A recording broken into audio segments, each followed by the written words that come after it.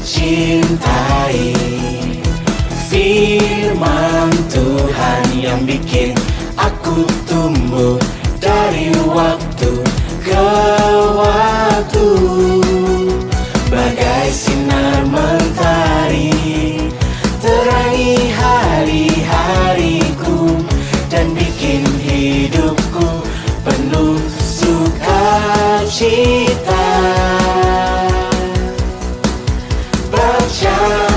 Ayo baca firman Tuhan, lakukan firman-Nya. Gak boleh kamu cuma ngomong doang, tapi lakukan itu yang terbaik.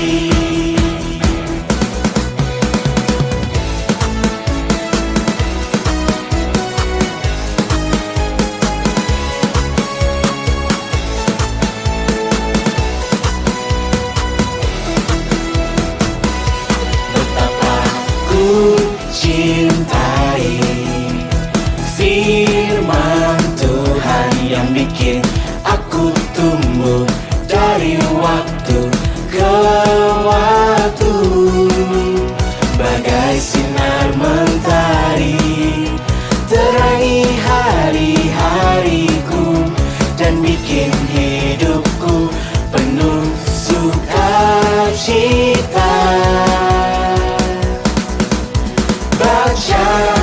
Ayo baca firman Tuhan, lakukan firman-Nya. Gak boleh kamu cuma ngomong doang, tapi lakukan itu yang terbaik. Ayo baca firman Tuhan, lakukan firman-Nya. Gak boleh kamu cuma ngomong doang, tapi lakukan itu yang terbaik. Firman Tuhan mengubah hidupku, kuat dalam iman dari waktu ke waktu. Ayo baca firman Tuhan, lakukan firman-Nya.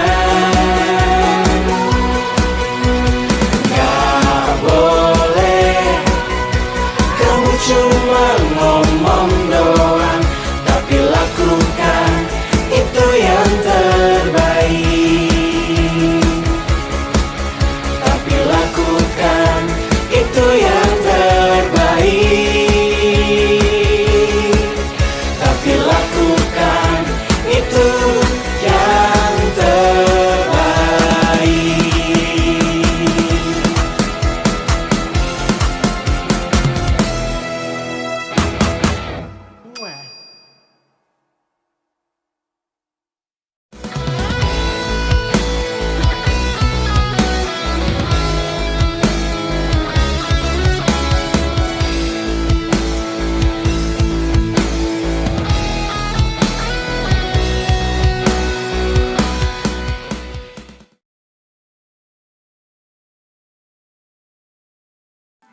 Shalom adik-adik, jumpa lagi kita di ibadah minggu, di mana hari ini adalah hari yang spesial bagi kita, yaitu di mana kita merayakan Hari Nasional dengan temanya Let's Do It, ayo lakukan firman Tuhan. Di dalam kitab Yakobus 1 ayat 22 sampai 25. Pernahkah kamu mendengar ungkapan-ungkapan berikut ini? Omdo atau omong doang, atau sumpah, percaya deh, yang dia omongin tadi itu belum tentu dia lakukan atau kosong. Pertanyaan berikut, bagaimana rasanya menurut kamu ketika kamu meminta seseorang membantu kamu dan dia bilang oke, tetapi dia tidak pernah melakukannya? Tentu ada rasa kecewa dan kesal ya. Artinya secara umum kita dinilai terpuji apabila antara perkataan dan perbuatan kita itu sinkron atau sejalan. Begitulah yang diharapkan Tuhan kepada kita, bahwa kita mampu menerapkan firman Tuhan dalam hidup kita sehari-hari. Sebelum melanjutkan cerita firman Tuhan, adik-adik, mari kita dengarkan cerita tentang Mary Maureen Jones atau kisah Mary Jones. Adik-adik, pernahkah kamu mendengar tentang kisah Mary Jones? Di awal tahun 1800-an, Mary Jones baru berumur 10 tahun. Namun, ia punya 2 cita-cita besar, yaitu ia ingin belajar membaca dan ia ingin punya Alkitab sendiri. Ayah Mary Jones adalah seorang penenun kain. Walau ia tidak bisa membaca, namun ia pandai bercerita. Setiap hari Minggu, ia mendengarkan baik-baik waktu firman Tuhan dibacakan dalam bahasanya sendiri, yaitu bahasa Wales. Lalu ia menceritakannya kembali kepada Mary. Kisah nyata dari Alkitab itu adalah cerita kesayangan Mary Jones sejak kecil. Pada waktu berumur 10 tahun, salah satu cita-cita Mary Jones mulai menjadi kenyataan. Sebuah sekolah dibuka 3 km jauhnya dari tempat tinggalnya. Walau harus berjalan 6 km pulang pergi di lorong-lorong pegunungan, Mary tidak pernah keberatan. Asal saja ia bisa belajar membaca. Untuk mewujudkan impiannya agar bisa memiliki Alkitab, Mary Jones mulai memelihara ayam. Namun, ia harus bekerja keras dan menunggu selama 6 tahun, baru uang simpanannya itu cukup untuk membeli sebuah Alkitab. Tetapi sayangnya, di desa tempat tinggal Mary Jones tidak ada toko buku yang menjual Alkitab. Sampai akhirnya seseorang memberitahu Mary bahwa di desa Bala, pendeta Charles menjual Alkitab. Namun jaraknya 40 km dan jalannya menanjak. Mary sudah bekerja dan sudah menabung selama 6 tahun. Ia tidak akan melewatkan kesempatan ini. Jarak 40 km akan ditempuhnya. Masalahnya, ia cuma punya 1 sepatu. Jadi, sambil berjalan, ia menjinjing sepatu itu agar tidak rusak. Dengan kaki telanjang, Mary Jones berjalan 40 km di jalan yang menanjak. Di pinggir desa Bala, barulah ia mengenakan sepatunya. Tentu saja, ia harus berpakaian rapi dan sopan pada saat menghadap sang pendeta untuk membeli sebuah Alkitab. Tetapi, pendeta itu memberi gambar yang sangat mengecewakan. Alkitab berbahasa Wales itu hanya ada 3 buah, dan ketiga-tiganya sudah dijanjikan kepada orang lain.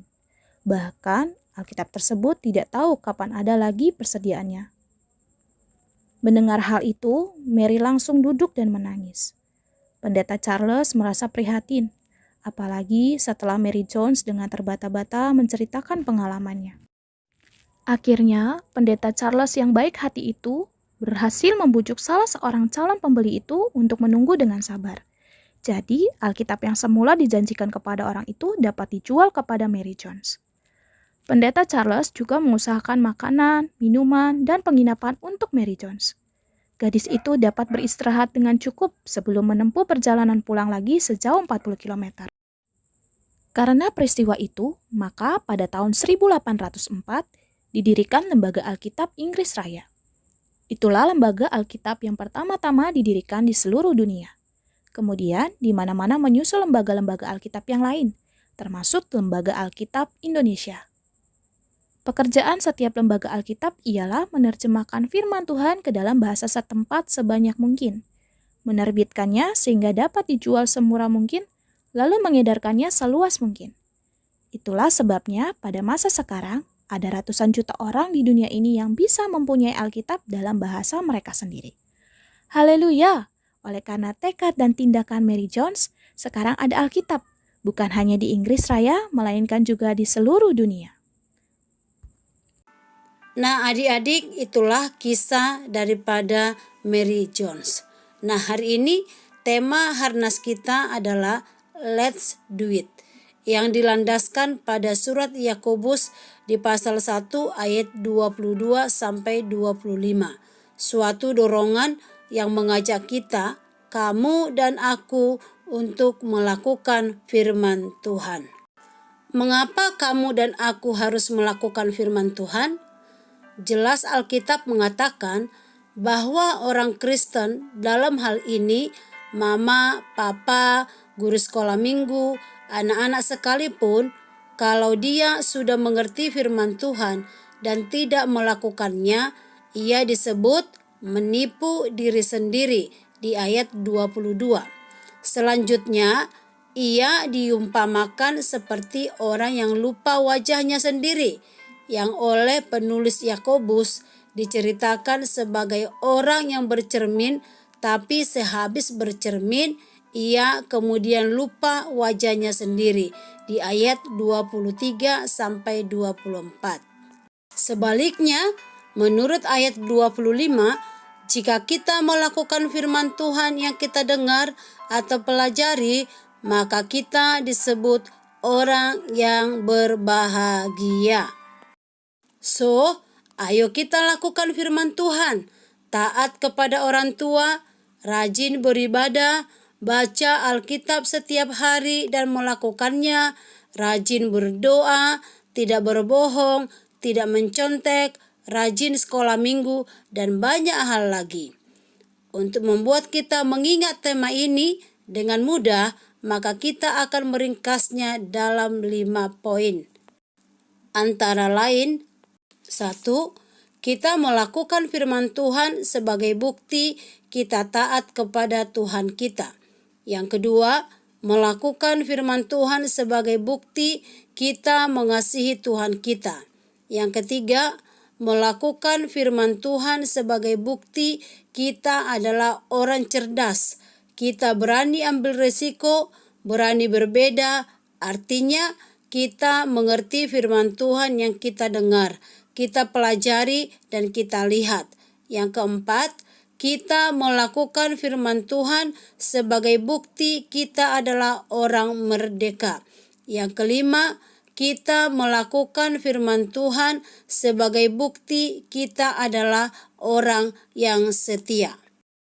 Nah, sebagai penutup, harus kita sadari dan akui bahwa menjadi pelaku firman Tuhan bukanlah hal yang gampang. Oleh sebab itu, kita harus mengerti apa yang kita pelajari, percaya kepada firman Tuhan, rajin dalam membaca firman Tuhan, minta tuntunan Roh Kudus dalam doa-doa kita, dan berani melakukannya. Amin. Kiranya Tuhan Yesus memampukan kita untuk menjadi pelaku-pelaku firman Tuhan. Dan selamat merayakan Hari Nasional Sekolah Minggu GSCA. Tuhan Yesus memberkati. Sampai ketemu minggu depan adik-adik. Dah.